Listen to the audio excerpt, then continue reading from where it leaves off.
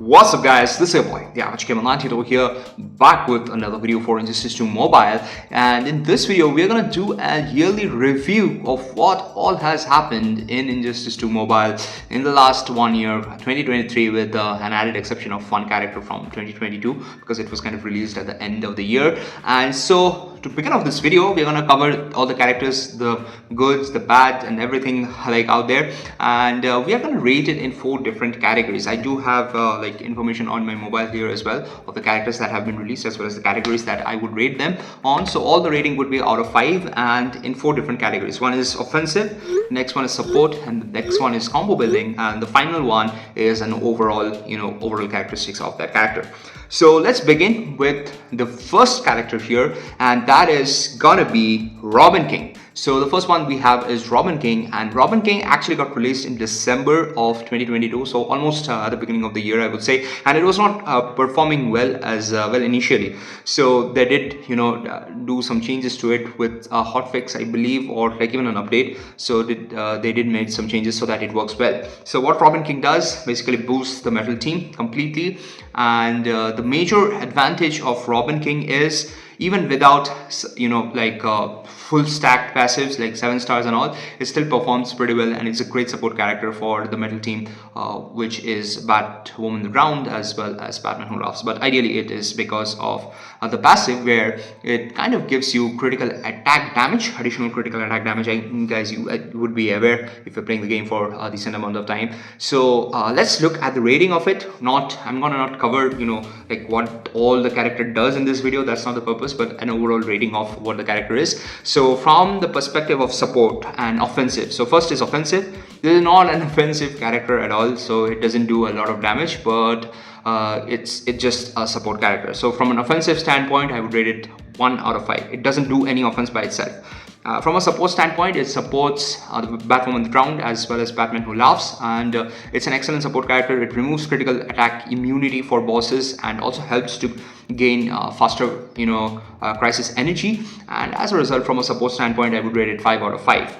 Let's come to the perspective of combo builder. It's a very slow character. It's not a very fast character, is what I would say, and as a result, from a combo builder perspective, it's not a big combo builder. I would rate it probably a 3 out of 5. And let's look at the overall rating. So overall rating will also be kind of based on how easy the character is to obtain. So being a legendary character, it's not going to be easy to obtain this character, a legendary Robin King. It's a legendary character, and because it's not easy to obtain, it kind of scores less points over there. And overall, because it's primarily a support character and it can work without passives being upgraded, that gives it a slight benefit. So I would rate an overall rating of 4 out of 5.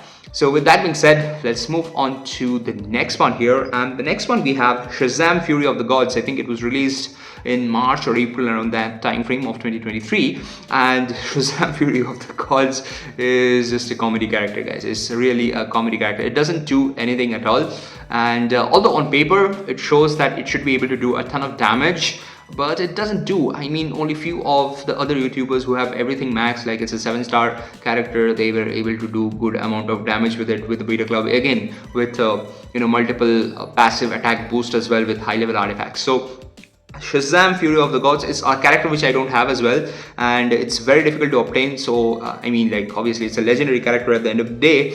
And if you're looking at the rating, so let's go off with the offensive part first. I should rate it a 0, but apparently can rate a 0 out of 5, so I'll go with 1. From a support, it doesn't do any support basically. It's just standalone. It doesn't have its own solo raid as well, so there is less chance of you even getting it as a drop from solo raid, although even the other chance is also pretty less, but this is negligible. It's not negligible, it's 0 basically. So with that being said, from an offensive part it's 1, from a support part is 1. From a combo perspective though, I believe Shazam is a bit fast, so I think it can still do a bit of combo, but then again, it doesn't have a huge combo building modifier as well, like fast attack 3 hits or something like that, which kind of benefits it. So at the end of the day, it's again a mediocre combo builder, and you wouldn't have this in your team at the end of the day. So it's gonna be 3 out of 5 for combo building as well. Let's look at the overall factor, and overall I believe, like I said, it's very hard to obtain. It doesn't have its own solo raid, and with that being said, legendary character which does little to no damage, I would rate it a 1 out of 5, or maybe if I'm just being generous, a 2, but ideally I would rate it a 1 out of 5.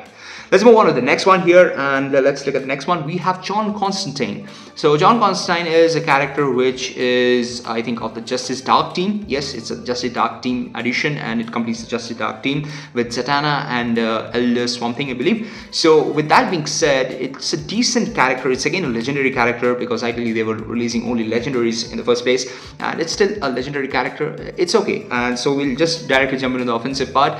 So from an offensive standpoint, what it kind of gave us is not itself, but rather the the solo raid that came into the picture with the Twin Blades artifact. So that's another story.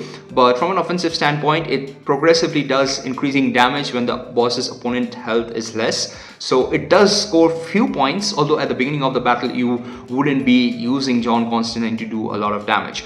So it does increase damage once you're using it with boss's health very less, and you apply burn. And it also applies a debuff called Nemesis, which kind of like helps in a bit with the damage, but not that much as well. So with respect to that offensive part, I would say it gets a score of 3, and I'm being generous over here is what I would say. And the reason is it can act as a cleanup pip. So let's move on from the perspective of support. It basically does no support to any other character, and it's part of the Justice Dark team like I mentioned, but it doesn't help in doing a lot of damage and doesn't enhance the team as well. It just takes advantage from the team, like Zatanna's buffs, it takes an advantage, but apart from that, it's not a very supportive character. It stays on its own and does nothing. So from a support perspective, I would rate it a 1 out of 5. Let's move on to the next one, that is Combo Builder. Its combo is decent, it's not fast, it's not slow either. So I would say the combo is decent, and I would rate it again like a 3 out of 5, or maybe just a bit more than Robin, King as well as Shazam, but ideally it's still a 3 out of 5. Let's move on to the next one here, and that is the overall rating for John Constantine. Again, the overall rating, I would rate this as a 3 out of 5, and the reason being, although it's a legendary character, it has its own solo raid, and it kind of is in a way easier to obtain because it has its own solo raid compared to other characters like like Shazam, like I mentioned. But then again, it doesn't do a lot of damage, it doesn't do a lot of combos as well. Not a great support character, so it is kind of in the middle with a 3 out of 5. Let's move on to the next character here, and that's gonna be the first gold character of our list today.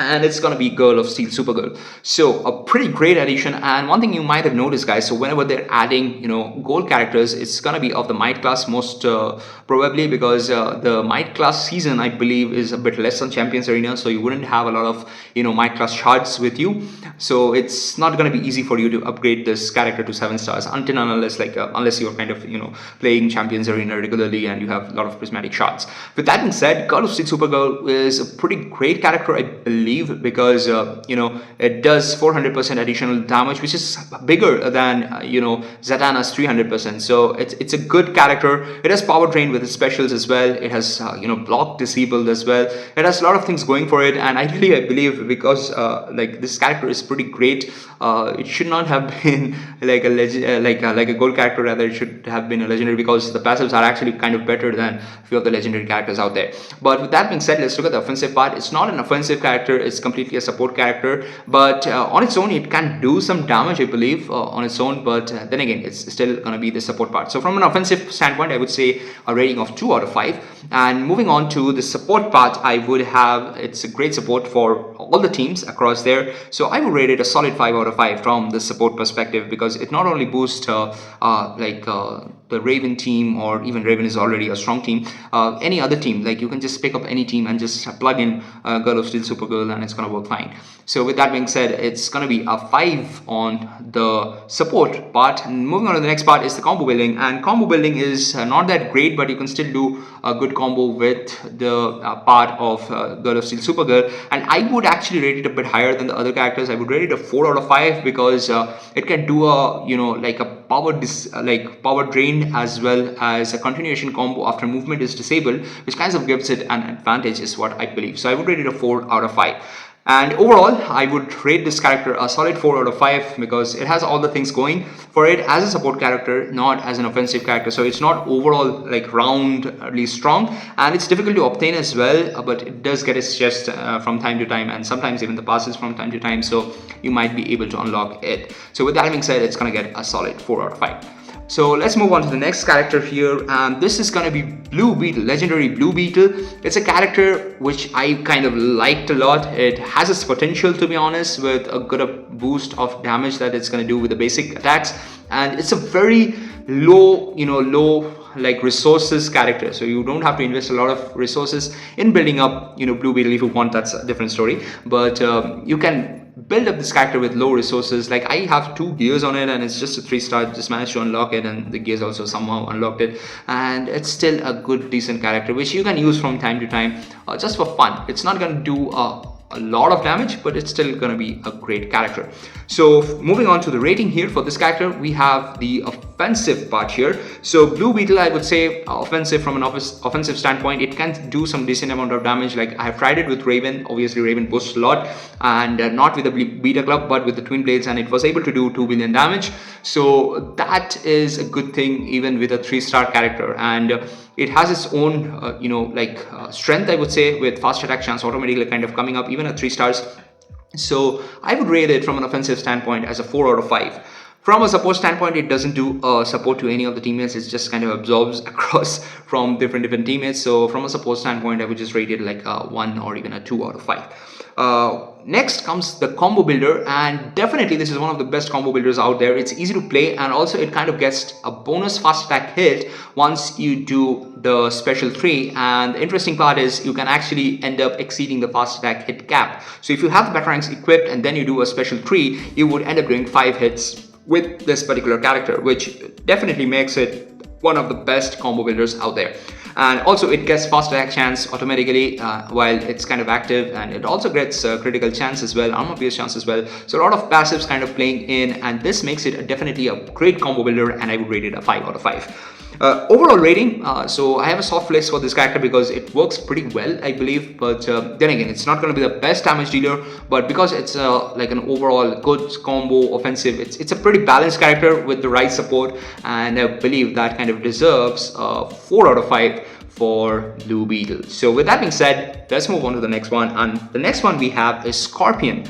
So I think Scorpion got released later, or Beast Boy came before, but I think the next one is going to be Scorpion. So we're going to look at Scorpion here as well. So Scorpion came with the refactored form of Raiden as well as Sub-Zero. We're going to cover that as the next 2 characters, and finally cover up Beast Boy and the other character that we have. So Scorpion is a decent damage dealer. Let's look at from an offensive standpoint. I don't have the character unlocked yet, but from an offensive standpoint, it does decent damage with the hotspots coming into the picture, but it's not going to be the best damage dealer out there. And although it's going to do decent damage, but it's heavily reliant on the support characters that you're going to use. So with that being said, from an offensive standpoint, I believe it's going to be rated at like a 2 out of 5, although it has potential to do 2 billion damage, by the way, if you have high artifacts and you're using the right team.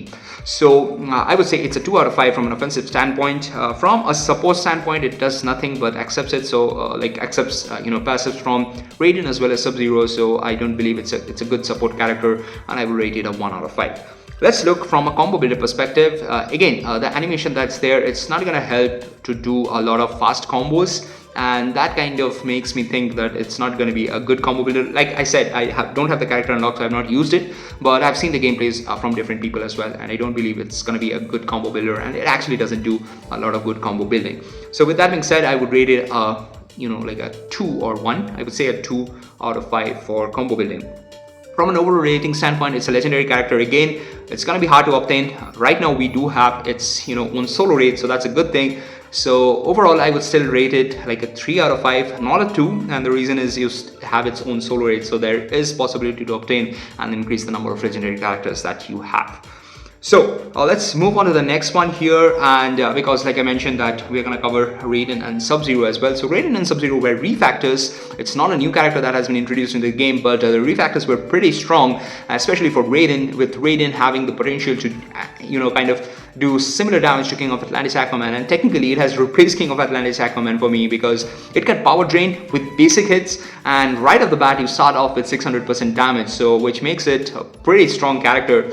And from an offensive standpoint, I would rate it a 5 out of 5 because it has potential to do 2 billion damage across the board with the Beetle Club, without the Beetle Club, with Twin Blades, and even I think with Dark Metal Cards Artifact also, and Raven support, it should be able to do 2 billion damage rather, if you're like playing it properly, is what I believe. So definitely a worthwhile refactor that has taken place, rating the offensive part of Raiden at 5. And the support part, it also supports with increase in damage for both Sub-Zero as well as Legendary Scorpion out there, so definitely that kind of helps a bit as well. And from a support standpoint, I would rate it a 5 as well, not a 4, because it's supporting multiple characters.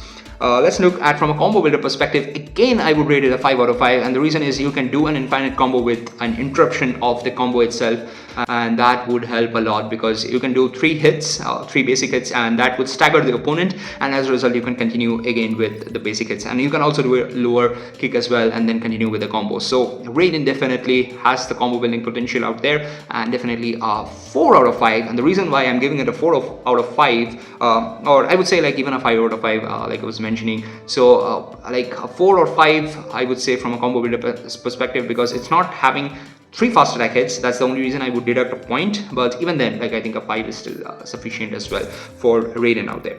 And an overall rating, this is the first character I believe I'm rating 5 out of 5, but maybe I'll have to just rewind the video, but I believe this definitely deserves a 5 out of 5 with the refactor, because it boosts, it does combo, it does offensive damage, it can work with Raven, it can work with a standalone team as well, and definitely a good character to have. Moving on, we have Sub-Zero as well. Sub-Zero got refactored as well, and the only thing that it does is fast combo building with 10 hits per combo meter hit after an SP3, and that literally does nothing, guys. So it was a bad refactor that happened to Sub-Zero out there, and it does get its boost from Radiant's passive, but that doesn't help it to do a lot of damage. So with that standpoint, from an offensive standpoint, I would rate it a 2 out of 5, and from a support standpoint, I would rate it like a 3 out of 5 maybe, because of the 10 fast attack hits. And from a combo builder, definitely it's a 5 out of 5 because you do very fast combos and end up doing good amount of damage with the specials. But overall rating, I would rate it a 3 out of 5 because it doesn't do a lot of damage, doesn't support a lot apart from getting that 10 hits coming into the picture and doing a fast 100 hit combo. So let's move on to the next one here. It's the penultimate one, and this is going to be Beast Boy. So this is definitely one of the best characters that got actually released in 2023. Coming up with the offensive part, Beast Boy is definitely one of the best characters out there because it does a lot of damage and it can easily one-shot with little to no support. You can use Vixen as well as Power Girl, which is the team that I use, and even at 3 stars it's able to do decent amount of damage, and it can do actually 2 billion damage. So it doesn't require a lot of support, and with the puppet of Zatanna in, you can do 2 billion damage. So from an offensive standpoint, it rates 5 out of 5, definitely a 5 out of 5 out there. From a support standpoint as well, like I would rate it a 3 out of 5, but it's not actually supporting any character out there. So but still it can do a good amount of damage and can inflict debuffs, which could help other characters to get like advantages, but ideally you won't be using the other characters as an offensive one when you have Beast Boy in the team. So with that being said, good 3 out of 5 or 2 out of 5 is what I would say from the support standpoint. 3 is fine. From a combo builder standpoint, I would rate it a 4 out of 5, and the reason is you can actually retain the combo after you do a special. So once you do like a 40 hit special, chances are that you are going to retain the combo at 40 hits, which makes it a decent combo builder as well. From an animation standpoint, it's not great, but overall I believe it's a decent one, so a 4 out of 5 should suffice. And overall, this I believe is one of the easiest characters which you can end up doing a one-shot with, and with very less resources, and that's going to be a wonderful thing. It's not very easy to obtain, but it is what it is. So I would rate it a 4 out of 5, although from a damage potential it's a 5. So moving on to the last character of this year, and I believe some bug fixes would come in, and that's going to be Orm, guys. So Orm is, on paper, it should do a lot of damage, but none of the damages are stacking at this point of time. So as of now, as of today, I will rate it from an offensive standpoint of like 1, because it literally does no damage. But this might change in the future, guys. This might change in the future depending on how they are changing the passives of how it should stack. From a theoretical standpoint, like I mentioned, it should do a ton of damage, but it's not doing apparently. And from a support standpoint, no support. It just takes in.